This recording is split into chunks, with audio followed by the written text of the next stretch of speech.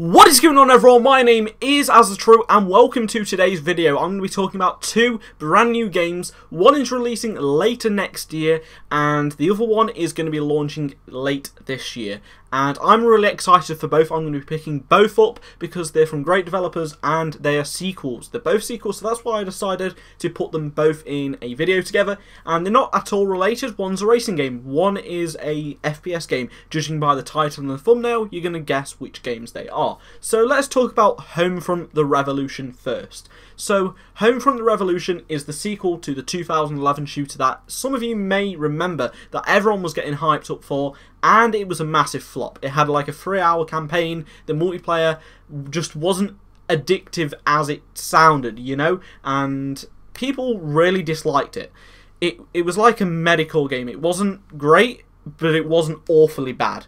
And Chaos, that created the game previously, folded under THQ, the publishers of the game, in later 2011. So Crytek UK, the development team that has done slight bits for Crysis 2, but since 2012 they have been, you know, they took the reins of the development of the next Homefront and they've completely scrapped everything that was before and reinventing Homefront. So the people that made the really heavily wanted series that needs to return Time Splitters, and they didn't do Rise or Crysis, that was all the German guys, but Homefront the Revolution looks promising.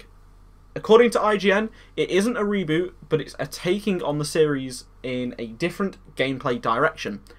Crytek UK promises an open world romp through Philadelphia, where the Korean People's Army has been oppressing the citizens of Philadelphia for years. Can't get my words out. And you are an average member of the American resistance that tries to fight back. Now, it's going to be absolutely open world, so it's going for a Division approach, and the entire world is dynamic, and of course it's all first person.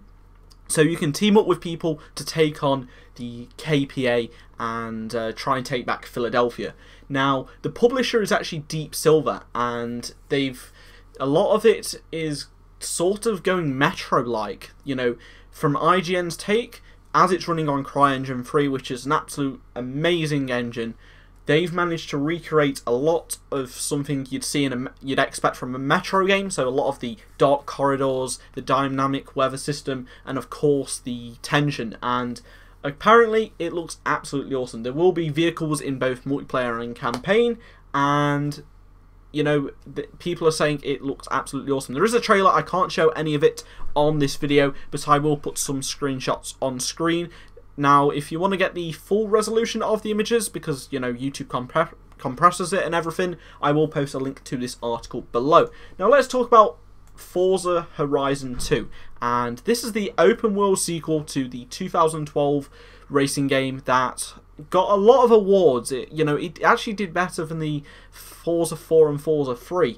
Now, I didn't own Forza Horizon 1, purely because I couldn't afford it at that time, but Forza Horizon 2 will be coming out on the Xbox One and Xbox 360 this fall, and I will be getting it on the Xbox One. Just a quick note regarding Homefront, it will be launching in 2015 on the PC, Xbox One and the PlayStation 4. So let's get straight back to Forza Horizon 2. It's, you know, just a extra upgrade from the first game, and mainly development is being handled by the first game studio, which is Playground Great. I'm really not getting my words out today, sorry about that. Playground Games are going to be working on the Xbox One version of the game, but they're also going to be working with Turn 10, the developers of Forza 5 and previous Forzas. They're going to be working on the Xbox 360 version. So it's basically doing how Titanfall did and the next Call of Duty. That's, you know, two development teams, so they can try and cut down time needed for the Xbox 360 version, as it won't be able to run as good. But it's going to be using the Forza 5 engine. It's going to have dynamic weather system, and it's not going to be in America. It's actually going to be in Southern Europe, and this is a claim from one of the developers. Southern Europe has incredible diversity and amazing vistas, so that is why they're going to Southern Europe. And just from the game's cover, it looks absolutely awesome. I do have the covers for both the games. I will put it probably in the thumbnail or something like that, but for the time being, I will post the actual image on screen as well. And music will again play a big part of the game, and a music festival will be the central event around the game activities. So that's basically what it is going to be. Drivatar is returning from Forza 5. I absolutely love that system. It is coming into both the Xbox 360 version and of course the Xbox One version. So all the technology from Forza 5 is being used and being put into Forza Horizon 2. So all the cloud system, everything is being put in. So Forza 5 was a great game. It just didn't have that much purely because it was a launch title.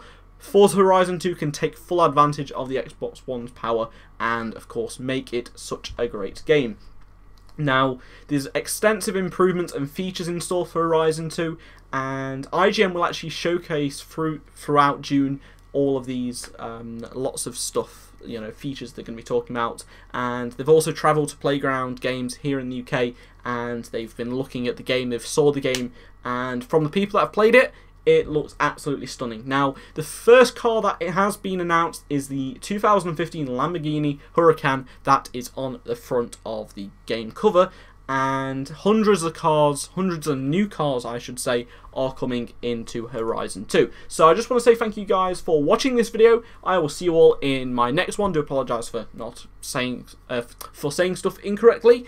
And make sure you drop a like, subscribe if you're new around here. Comment below which game are you most interested for. Are you more interested for Homefront, or are you more interested for Forza Horizon 2? I think I'm probably more interested for Forza Horizon, purely because it's closer to release. But of course, I'm very excited for Homefront 2, being a big fan of Crytek. Thank you for watching, everyone, and I'll see you all again next time. Goodbye.